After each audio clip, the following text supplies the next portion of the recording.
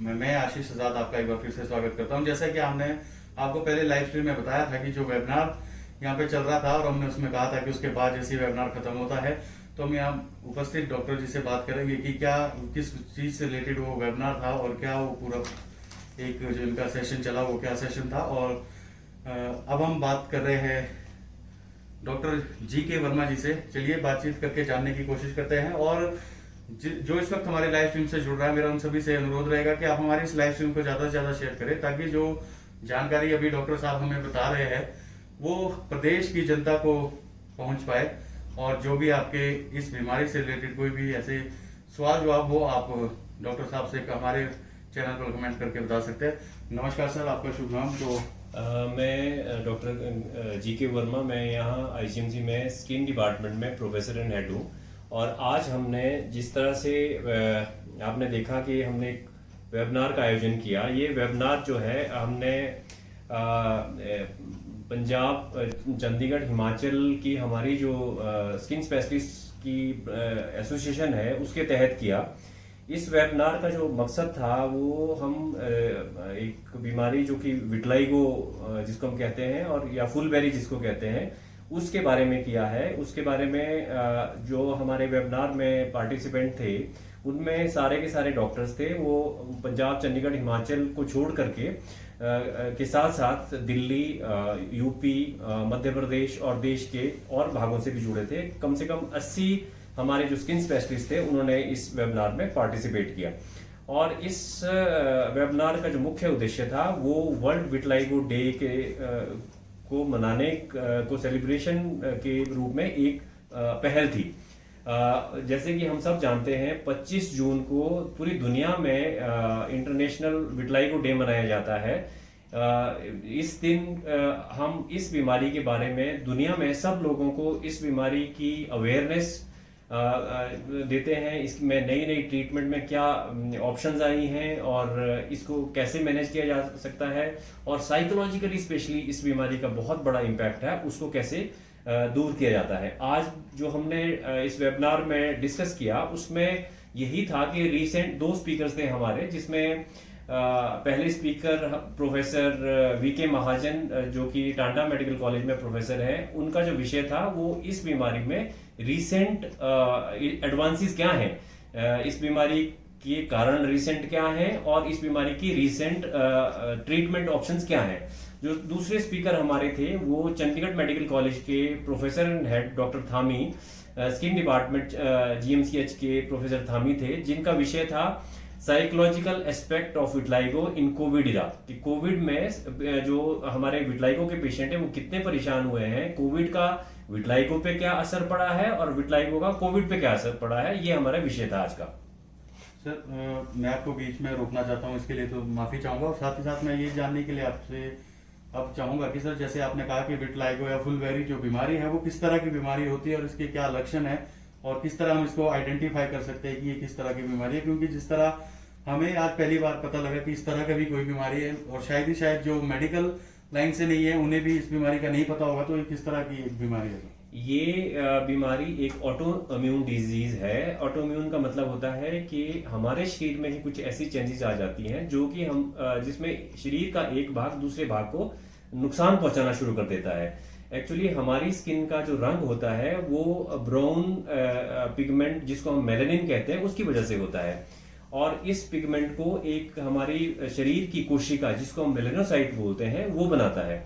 और जिन लोगों को ये विटलाइगो या फुलबेरी नाम का रोग हो जाता है उसमें त्वचा का जो रंग है वो फीका पड़ना शुरू हो जाता है और व्हाइट हो जाता है। तो जिसको हम सफेद दाग या फुलबेरी या बहुत पहले इसको सफेद कुष्ठ के नाम से भी जाना जाता था, जो कि गलत नाम था। तो इसमें लक्षण ये होते हैं कि इसमें शरीर में कहीं भी, चाहे चेहरे की बात करें, आंखों के चारों तरफ की बात करें या गर्दन, शरीर के किसी भी भाग में हमारी त्वचा व्हाइट होना शुरू हो जाती है। और कई लोगों में देखा गया है कि त्वचा के साथ साथ बाल भी व्हाइट होना शुरू हो जाते हैं। तो ये इसके लक्षण है। बाकी इस बीमारी में इंटरनली कोई प्रॉब्लम नहीं होती, सिर्फ इसमें त्वचा का जो रंग है वो व्हाइट हो जाता है। सर एक तरह से कहा जाए कि ये नई बीमारी नहीं है, पुरानी बीमारी है जिसका सही रूप से लोगों को ज्ञान नहीं है। जी, ये बहुत पुरानी बीमारी है, और इसमें जो अवेयरनेस का जहाँ तक बात है, उसमें एक तो कि ये बीमारी होती कैसे है। इस बीमारी के 3 थ्योरीज हैं जिसको हम मानते हैं कि ये पहला है ऑटोम्यून, जैसे कि आप जानते हैं और भी बाकी बहुत सारी बीमारियां जो ऑटोम्यून बीमारियां होती है, जिसमें कि डायबिटीज है, थायराइड की बीमारियां हैं, हाइपोथायराइडिज्म है, पर्निशियस एनीमिया है। उसी तरह से ये विटलाइगो भी एक ऑटोम्यून बीमारी है। और कुछ लोग मानते हैं कि बहुत ही रेयर बीमारी है। ऐसा नहीं है, ये बहुत कॉमन बीमारी है। हमारे देश में तकरीबन 2.5% लोगों में इसकी प्रेवलेंस देखी गई है। और इस बीमारी में एक चीज और बताना चाहूंगा, ये बिल्कुल एसिम्प्टोमेटिक, इसमें कोई दर्द नहीं होती, कोई और तकलीफ नहीं होती, सिर्फ रंग सफेद होना शुरू होता है। और ये बीमारी एक दूसरे से नहीं फैलती, छूने से नहीं फैलती, ये कंटेजियस नहीं है। और अगर इसकी ट्रीटमेंट सही रूप से सही टाइम से शुरू कर दी जाए और लंबा ट्रीटमेंट इसका चलता है, उसको फॉलो किया जाए, तो बिल्कुल ठीक हो जाती है। और इसमें कोई भी डरने की बात नहीं है। ये सिर्फ त्वचा का रंग वाइट होना है। बाकी इसमें लोग जो परेशान होते हैं वो इसकी साइकोलॉजिकल एस्पेक्ट को लेकर परेशान होते हैं। सर जो इसका यदि हम बात करें, जब ये बीमारी किसी को हो जाती है तो उनको किस तरह के प्रिकॉशन लेने चाहिए अपने डाइट से रिलेटेड, या और कुछ प्रिकॉशन अगर इसके आपने बहुत अच्छा प्रश्न पूछा है। जैसे कि डाइट का आपने कहा, एक्चुअली इस बीमारी के साथ कुछ भ्रांतियां जुड़ी हैं। मैं उसमें, जैसे आपने डाइट का पूछा, तो मैं सबसे पहले डाइट के बारे में बताता हूँ। कुछ लोग इस बीमारी में जो भी पेशेंट है उसको ये एडवाइस देते हैं कि आप खट्टा मत खाओ, विटामिन सी मत लो, आप दूध मत पियो, कोई भी सफेद रंग की चीज है उसको मत खाओ, आपकी त्वचा सफेद हो जाएगी, या मछली और दूध को इकट्ठा मत लो। इस तरह की बहुत सारी भ्रांतियां हैं जो कि बिल्कुल गलत है, उनका कोई भी साइंटिफिक बेस नहीं है। ओवरऑल इसमें हम कोई भी, एलोपैथी की जहां तक बात है, हम कोई डाइटरी रिस्ट्रिक्शन नहीं बताते हैं इसमें। रादर हम पेशेंट को एनकरेज करते हैं कि वो एक बैलेंस्ड और अच्छी डाइट ले, और जिससे कि पेशेंट को इस बीमारी से जल्दी उभरे। तो डाइट का इसका में कोई खास रूल नहीं है। जहां तक मिथ की बात है, एक और भ्रांति इसमें मैं आपको बताना चाहूंगा कि लोग बहुत परेशान हो जाते हैं कि अगर एक को हो गई, अगर मानो मदर को हो गई, तो वो परेशान हो जाती है कि मैं अपनी सारी जनरेशन, अगली जनरेशन को ये बीमारी दूंगी, जो कि ये 100% जेनेटिक बीमारी नहीं है। हाँ, हो सकता है परिवार में 6 से 20% या 30% तक ये लोगों को आगे जा सकती है जेनेटिकली, पर छू के ये बीमारी आगे नहीं फैलती। कंटेजियस ये बीमारी बिल्कुल नहीं है। फिर एक मिथ इसमें और है कि अगर किसी इंसान को एक निशान वाइट आ जाए तो पूरी बॉडी उसकी वाइट हो जाती है, जो कि बिल्कुल गलत है। कुछ लोगों में तो हम देखते हैं कि एक वाइट निशान शरीर में आ जाता है, बचपन में ही आ जाता है, और वो बुढ़ापे तक एक ही निशान रहता है। और एक पॉजिटिव चीज इसमें ये है कि 25% तक ऐसी स्टडीज है जिसमें कि देखा गया है कि विटलाइगो अपने आप भी ठीक हो जाती है, विदाउट ट्रीटमेंट भी ठीक हो जाती है। तो ये भ्रांति बिल्कुल गलत है। फिर एक भ्रांति इसमें और है, लोग इसको सोचते हैं कि ये शरीर के अंदर भी नुकसान करती है, कि इंटरनली डैमेज करती है, तो वो बिल्कुल गलत है। इंटरनली इसमें कोई हार्म नहीं होता, सिर्फ ये त्वचा के रंग को सफेद करती है। फिर कुछ लोग इसमें इसको सफेद कुष्ठ से के नाम से भी पुकारते हैं। कुष्ठ रोग में भी थोड़े त्वचा में लाइट कलर के पैचेस पड़ते हैं, पर कुष्ठ रोग में उन पैचेस पे छूने का कम पता चलता है, वो सुनपन वहां आ जाता है, जबकि विटलाइगो में ऐसा कुछ नहीं होता है। और इस बीमारी का पूर्णतः इलाज है। लोग ये भ्रांति भी मन में पालते हैं कि अगर एलोपैथी में इसका इलाज कराएंगे तो वो बहुत उसके हानिकारक दुष्प्रभाव हैं और ठीक नहीं होता है। और कई बार हमारे डॉक्टर्स और हमारे मेडिकल प्रोफेशन के लोग ही पेशेंट्स को डिस्करेज करते हैं। वो कहते हैं कि इसका तो कोई इलाज नहीं है, कोई फायदा नहीं है इलाज करके, जो कि बिल्कुल गलत है। अगर हम इसका इलाज जल्दी से जल्दी शुरू करें और लंबा इलाज इसका चलता है, जब भी हमारे पास पेशेंट आता है तो वो हम उसको इन्वेस्टिगेट करके उसकी बाकी टेस्ट भी करते हैं। उसमें हम रूल आउट करते हैं कि उनको कहीं थायराइड की प्रॉब्लम तो नहीं है, साथ में डायबिटीज की प्रॉब्लम तो नहीं है साथ में, क्योंकि वो भी एसोसिएटेड बीमारियां हो सकती हैं इसके साथ, क्योंकि वो भी ऑटोइम्यून डिजीजेज हैं। तो जब हम टेस्ट करते हैं उसके बाद उसकी ट्रीटमेंट शुरू कर देते हैं। सर क्या ये ऐसी बीमारी होती है जो प्राय हमें देखने मिलती है, किसी के मुंह पे व्हाइट कलर के रहते हैं या गर्दन पे काफी सारे इकट्ठे रहते हैं, ये उनमें से एक बीमारी है? या आपका ये प्रश्न भी बहुत अच्छा था। इसको हम डिफरेंशियल डायग्नोसिस कहते हैं कि इस बीमारी से मिलती जुलती और क्या बीमारियां हैं।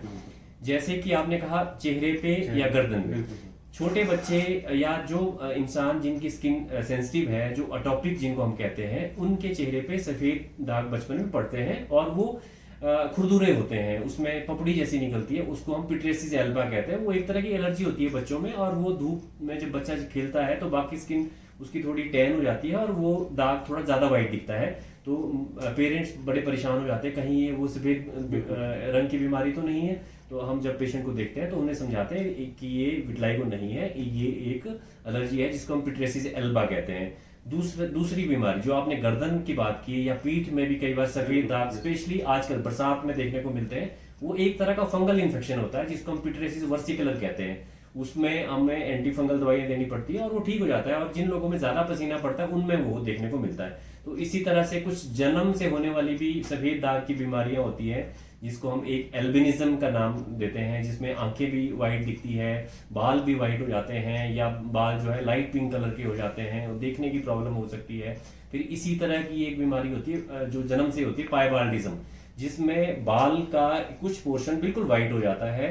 उदाहरण के तौर पे जैसे हमारे पूर्व प्रधानमंत्री श्रीमती इंदिरा गांधी, उनको ये बीमारी थी पाइबाल्डिज्म, पर वो विटलाइगो नहीं होता है, वो एक तरह की जन्म से होने वाली बीमारी होती है। सर ये जो विटलाइगो डे जैसा आपका इसके ऊपर आज वेबिनार भी रहा, इसका क्या थीम था सर आज का? आज का जो हमारा थीम था वो था अवेयरनेस, सपोर्ट, ट्रीटमेंट, कि हम इस बीमारी के बारे में सब लोगों को अवेयर करें और जो लोग इस बीमारी से ग्रस्त हैं उनको सपोर्ट करें, साइकोलॉजिकली उनको सपोर्ट करें और इसको अच्छी तरह से इसको ट्रीट करें। तो इसको हम कॉमन तरीके से फाइट करें, इन चैलेंजेस को कॉमन तरीके से फाइट करें। जैसा कि विटलाइगो डे की हम बात कर रहे हैं, विटलाइगो डे 25 जून को मनाया जाता है। वो इसलिए 25 जून को मनाया जाता है कि हमारे एक बहुत बड़े star, pop star, dancer, singer, song writer, आप सब जानते होंगे, माइकल जैक्सन थे, उनको ये बीमारी थी। तो उनकी डेथ 25 जून के दिन हुई थी 2009 में। तो ये दिन उनको डेडिकेट किया गया है और इस दिन वर्ल्ड ओवर इस बीमारी के बारे में अवेयरनेस फैलाई जाती है। और उसी तरह से एक और इन्फॉर्मेशन मैं देना चाहूंगा, हमारे सेलिब्रिटी अमिताभ बच्चन जी, उनको भी ये तकलीफ है। तो ये बीमारी किसी को भी हो सकती है, किसी को भी हो सकती है। क्या सर ये बीमारी जानलेवा भी हो सकती है? नहीं, बिल्कुल भी नहीं। ये बीमारी सिर्फ रंग की बीमारी है, इससे कोई खतरा शरीर को नहीं होता है। पर जैसा कुछ लोग कहते हैं कि ये बीमारी चमड़ी तक नहीं है, ये दिल पे भी दाग डाल देती है, कि हमारे सोल को स्कार कर देती है, क्योंकि साइकोलॉजिकली इतनी सारी सुपरस्टिशंस हैं लोगों की कि आप हैरान होंगे सुन के। जब हमारे पास छोटे बच्चे को लेकर के, स्पेशली गर्ल चाइल्ड को लेकर कोई मदर आती है और व्हाइट स्पॉट उनमें होते हैं, विटलाइगो उनमें होता है, तो मदर की हमसे रिक्वेस्ट रहती है कि डॉक्टर साहब प्लीज आप ये मत कहना कि ये वो सफेद दाग वाली बीमारी है, क्योंकि इसकी मैरिज कैसे होगी, ये आगे लाइफ में ये तो सब में बढ़ जाएगी, बहुत नुकसान होगा। तो इतनी ज्यादा एप्रीहेंशन होती है मदर्स में। तो अगर हम उनको जब बताते हैं कि ये विटलाइगो है, तो हमें उनको काउंसल करना पड़ता है, उस बीमारी के बारे में डिटेल में बताना पड़ता है, उनका कॉन्फिडेंस बिल्ड करना पड़ता है, ताकि वो इस बीमारी के बारे में ठीक से इलाज कराए और इसको ठीक से मैनेज करें, ताकि उनको कोई नुकसान ना हो। सर जैसा कि आपने बताया कि 25 जून को विटलाइगो डे मनाया जाता है, तो आपके द्वारा किस तरह से कल का जो दिन रहेगा उसका क्या कार्यक्रम रहता है, कैसे आप लोगों को इसके बारे में अवेयर करेंगे? कल हमारा एक तो जो जैसे ओपीडी में हम जितने भी हमारे पेशेंट्स बाकी बीमारियों के भी आएंगे, उनको भी इस बीमारी के बारे में जानकारी देंगे। हमारे जो स्टूडेंट्स हैं, एमबीबीएस के स्टूडेंट्स हैं, जो क्लिनिकल पोस्टिंग में हमारे पास आ रहे हैं, उनको भी इस बीमारी के डिटेल में जानकारी देंगे। और दूसरा, हमने आपके थ्रू जैसे सोशल मीडिया पे या दूरदर्शन पे भी हमने इसका प्रोग्राम रखा है कल शाम को 6 बजे। तो वहाँ भी हम कोई भी लाइव हमसे जुड़ सकता है, किसी का कोई प्रश्न है उसका भी हम जवाब देंगे। और हो सकता है कि रेडियो पे भी हम इस बीमारी के बारे में कल लाइव जुड़ सकें। तो बेसिक कंसेप्ट हमारा इस डे को मनाने का यही रहता है कि इस बीमारी में लोगों की अवेयरनेस बढ़े, वो इस बीमारी के अगर किसी को है तो वो प्रॉपरली इलाज कराए। और एक चीज और कहना चाहूंगा कि इलाज इसमें बहुत जरूरी इसलिए है कि और एक ही जगह इलाज करवाना या डर्मेटोलॉजिस्ट से इलाज करवाना बहुत जरूरी है, क्योंकि कई बार क्या होता है कि पेशेंट को अगर कोई ऑल्टरनेट मेडिसिन वाला प्रोफेशनल इस बीमारी की ट्रीटमेंट शुरू करता है तो कई बार एक बापची करके या सोरेलिन करके एक दवाई होती है इसमें, जिससे कि बर्न हो जाता है शरीर में। तो वो जब उस दवाई को यूज करते हैं तो बर्न हो जाते हैं, तो वो पेशेंट्स बहुत परेशान हो जाता है कि इसमें तो शरीर भी जल जाता है, तो वो दवाइयाँ छोड़ देते हैं और पूरे टाइम दवाइयाँ नहीं लेते। और एक जनरल परसेप्शन जो बना है कि इस बीमारी का तो इलाज ही नहीं है, तो उनको ऐसा नहीं सोचना चाहिए।